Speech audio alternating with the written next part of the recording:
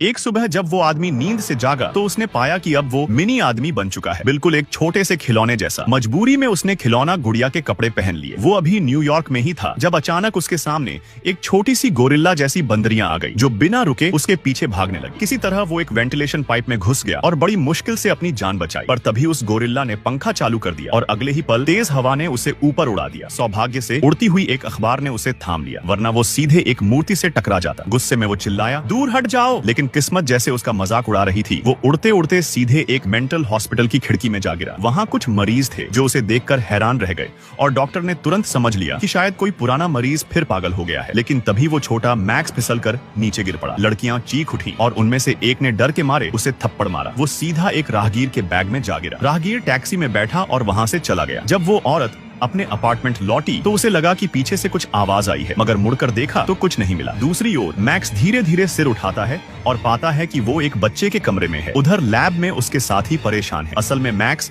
एक वैज्ञानिक था जो मानव शरीर को सिकोड़ने पर शोध कर रहा था। उसका बॉस डॉव हाइट सोचता है कि मैक्स ने खुद पर प्रयोग किया और असफल हो गया, जिससे वो गायब हो गया। लेकिन उसकी प्रेमिका आरती को पूरा यकीन है कि मैक्स जिंदा है। वो बॉस से कहती है कि उसे खोजने की कोई कोशिश की जाए। उधर मैक्स थक कर सो गया था। जब जागा तो देखा एक छोटा लड़का कंप्यूटर पर गेम खेल रहा है। मैक्स से अचानक छींक निकल गई, जिससे लड़का चौंक गया। वो देखता है कि उसकी पेंसिल अपने आप हिल रही है। धीरे से कंप्यूटर का ढक्कन उठाता है और सामने एक छोटा इंसान खड़ा है। लड़का डर के मारे चिल्ला उठता है। दादी दौड़ कर आती है। लड़का झट से कह देता है, कुछ नहीं दादी, उंगली फंस गई थी। दादी चली जाती है। फिर लड़का खिलौना बंदूक निकालता है। अरे निकलो बाहर, मैंने तुम्हें देख लिया है, और पानी की तेज धार छोड़ देता है। मैक्स हाथ उठाकर कहता है, रुको, मैं दुश्मन नहीं हूँ। फिर वो बताता है कि वो क्वांटम फिजिक्स का प्रोफेसर है और कंप्यूटर पर अपनी प्रोफाइल दिखाता है। वो बताता है कि उसने खुद पर मानव शरीर को सूक्ष्म रूप में बदलने का प्रयोग किया था। लड़का पहले तो समझ नहीं पाता, लेकिन धीरे धीरे उसे यकीन हो जाता है कि ये कोई बुरा इंसान नहीं है। तभी दादी फिर कमरे में आ जाती है। तू किससे बात कर रहा है? लड़का घबरा जाता है और अगले ही पल मैक्स झूलते झूलते एक खिलौना कार पर गिर पड़ता है। लड़का हंसकर कहता है, वाह, ऐसी कार तो मैं कल खरीदूंगा, हम दोनों साथ चलाएंगे। पर बेचारा मैक्स तो पहले ही चक्कर खा चुका था और यही उसकी मिनी एडवेंचर की शुरुआत थी। उधर लैब में कोई आवाज सुनाई देती है, प्रोफेसर आप कहाँ हैं? मैक्स जवाब देता है, मैं एक बच्चे के वॉशरूम में फंसा हूँ। दूसरी तरफ उसकी प्रेमिका आरती मैक्स का सामान समेट रही थी। उसका असिस्टेंट रोहन उसे ढांढस बंधाता है, अब उन्हें भूल जाओ, लोग मरकर लौटते नहीं। वो कहता है कि वो आरती के साथ रहेगा जब तक वो इस दर्द से बाहर नहीं आ जाती। लेकिन तभी आरती को एक चीज दिखती है, मैक्स का सबसे प्यारा खिलौना जो हमेशा उसकी मेज पर रहता था। पर अब उसमें एक अजीब बात थी, उस खिलौने के कपड़े गायब थे। आरती के दिल में एक झटका सा लगा। क्या मैक्स अभी भी जिंदा है? और आगे क्या हुआ जानने के लिए कमेंट करें। Next part.